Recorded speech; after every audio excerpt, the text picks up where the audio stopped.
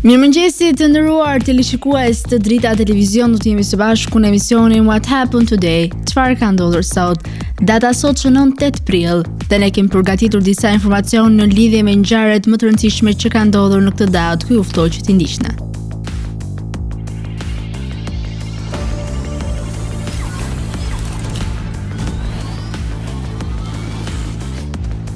Prill. Ngjarje 1513. Juan Pronk de Leon e shpalli Floridën, territor të Spanjës. 1866. Italia dhe Rusia u bën aleat kundër Austro-Hungarisë. 1899. Marta Place u bë gruaja e parë që ekzekutua në karrike elektrike. 1957. U rihap kanali Suezit në Egjipt. 1992. Sali Berisha zgjidhet presidenti i Shqipërisë. 1993. Republika e Maqedonisë u pranua nga OKB-ja. 1999. Partia politike indiane Haryana Gana Parishad u bashkua me partinë politike Indian National Congress. 2005. U bë funerali Papës Gjon Pali II në Vatikan. Lindje 1320. Lindi Pedro I Parë, mbret I Portugalisë. 1875. Lindi Albert I Parë, mbret I Belgjikës. 1938. Lindi Kofi Annan, sekretar gjeneral I Kombeve të Bashkuara. 1943.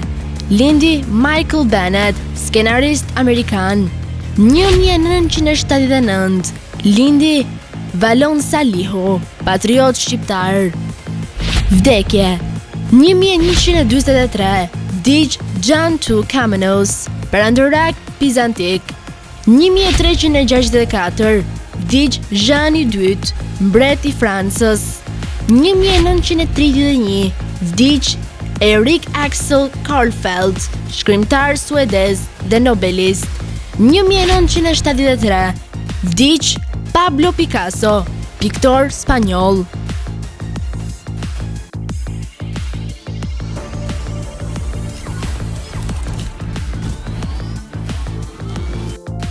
Ndërkohë kemi veçuar për ju biografinë e Christopher Columbit, I cili ishte një hulumtues dhe tregtar. Ai ishte I pari që kaloi Oqeanin Atlantik dhe zbuloi Amerikën në vitin 1492 në flamurin e Kastilës. Ai lindi më 25 gusht të vitit 1451 në territorin e Republikës së Gjenovës. Ai kishte 3 vëllezër. Në një nga shkrimet e tij, ai thotë se shkoi në det në moshën 10 vjeçare ku filloi të eksploronte. Në vitin 1470, familja Colombi u zhvendos në Savona. Midis viteve 1492 dhe 1504, Colombi përfundoi 4 udhëtime vajtje-ardhje midis Spanjës dhe Amerikës, secili udhëtim u sponsorizua nga kurora e Kastilës. Në udhëtimin e tij të parë, ai zbuloi në mënyrë të pavarur Amerikën. Këto udhëtime shënuan fillimin e eksplorimit dhe kolonizimit evropian të Amerikës dhe kështu janë të rëndësishme si për epokën e zbulimit, ashtu dhe për historinë perëndimore.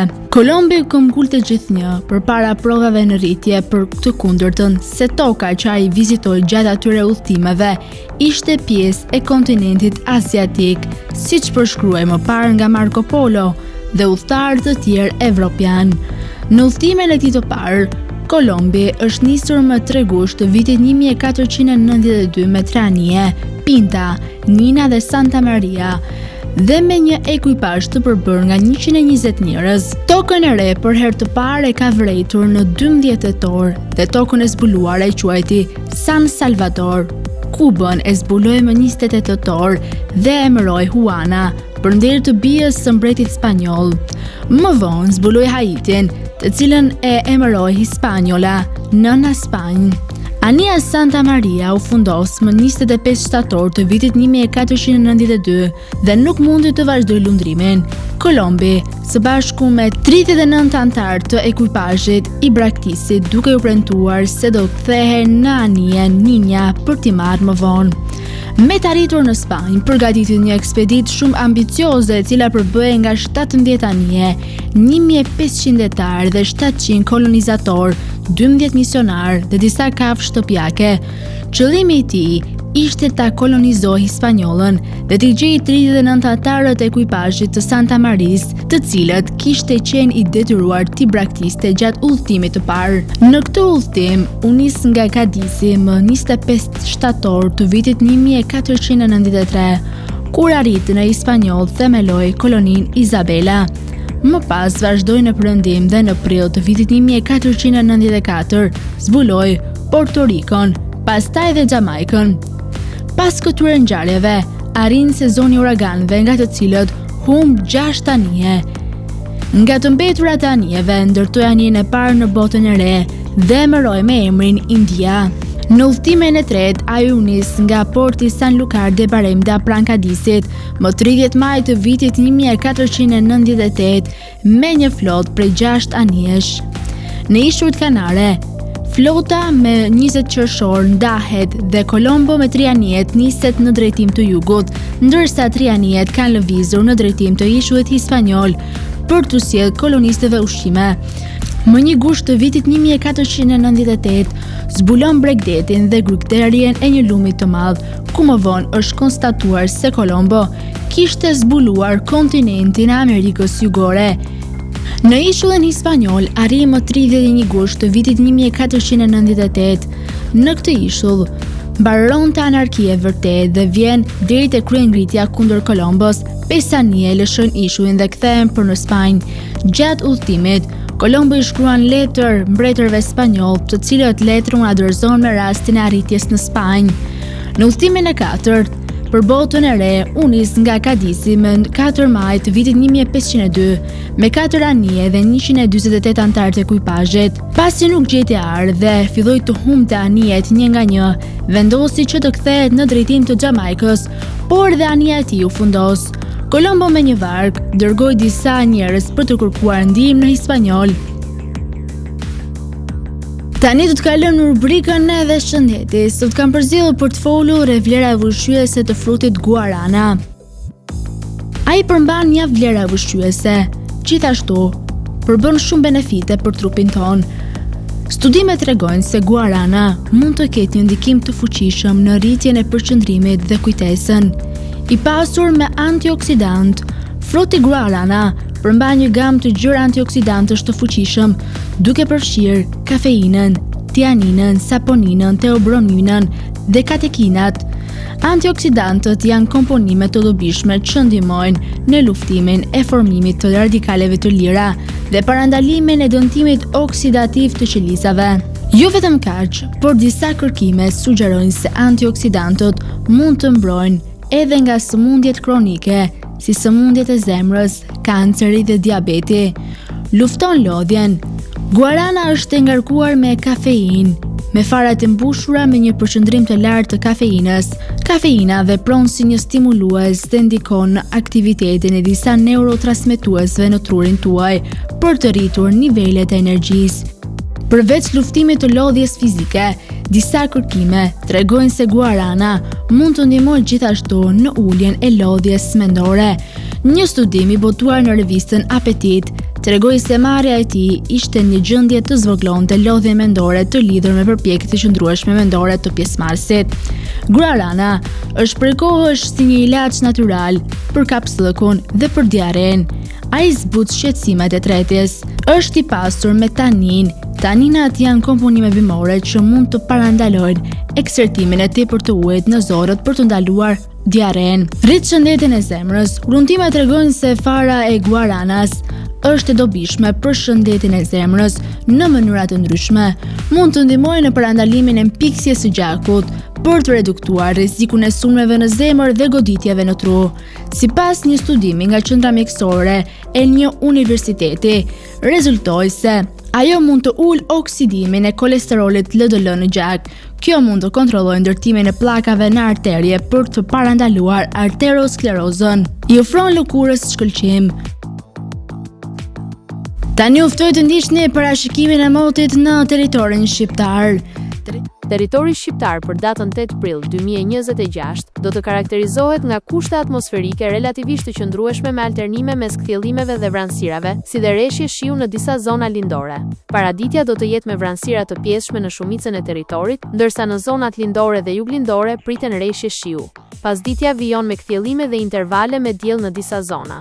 Temperatura minimale pritet të zbresë deri në 4 gradë Celsius, ndërsa ajo maksimale do të arrijë deri në 20 gradë Celsius. Gjatë ditës priten rreth 6 deri në 8 orë me diell.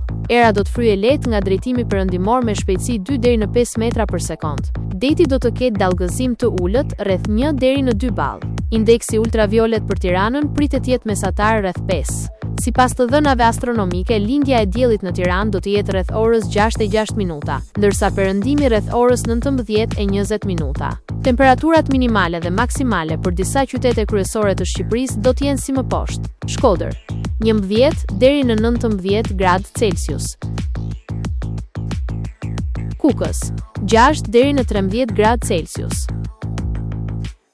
Peshkopi, 6 deri në 15 gradë Celsius; Tiranë, 13 deri në 20 gradë Celsius; Durrës, 12 deri në 20 gradë Celsius; Kavaj, 11 deri në 18 gradë Celsius; Elbasan, 12 deri në 20 gradë Celsius; Berat, 11 deri në 20 gradë Celsius; Korç, 4 deri në 13 gradë Celsius; Vlorë, 13 deri në 19 gradë Celsius; Gjirokastër, 11 deri në 19 gradë Celsius; Sarandë, 13 deri në 19 gradë Celsius.